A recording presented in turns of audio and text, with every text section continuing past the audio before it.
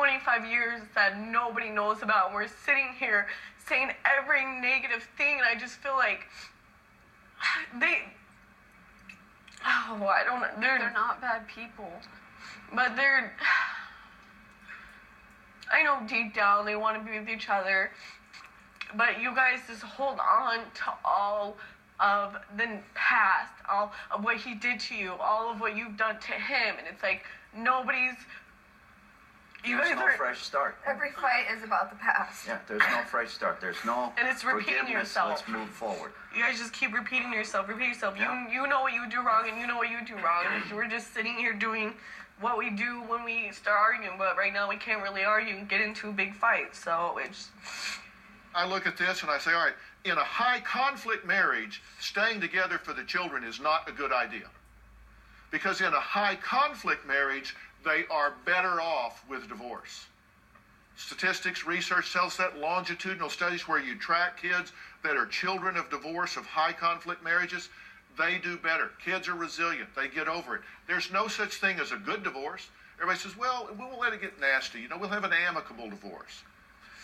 There's no such thing as a good divorce. It creates two worlds that these children have to navigate back and forth between. Oftentimes they become a rope in a tug of war. They get pawns in a power struggle. They get caught in the middle. In a good divorce, at a minimum, they have to navigate two worlds. So I don't take that lightly.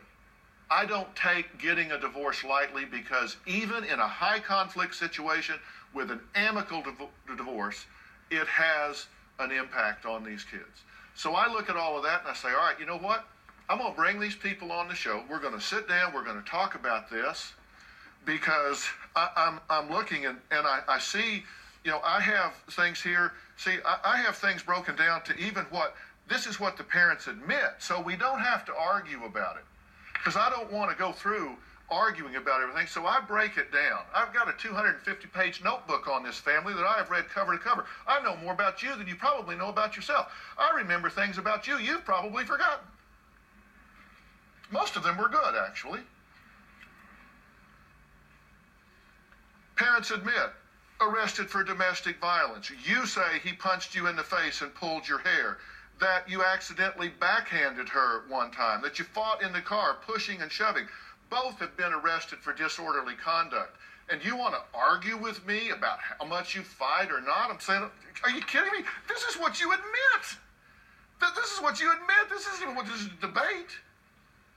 We talk about your gambling. According to Melissa, Mariah, Alex, Willie, Lisa has a serious gambling problem. That's a perception. You may disagree with that. You're obviously defensive about it, because either you don't have any insight to it, you do have a gambling problem, so as any addict, you would be deflecting and not acknowledging it, or they really misconstrue what's going on here, and you have a misperception that you need to correct. I don't know. I've never been to the casino with you. I don't do the math. I don't know. They tell me how much you make a week and that you spend approximately 70% of it on gambling. I don't know whether you do. Kids told you? Yes. Really? I don't know whether it's true or not. It's a perception. Don't be defensive about it again. This is my bubble over my head. You don't get to be in my bubble. I'm either going to tell you that you need to shut this down, or that you need to stop being defensive.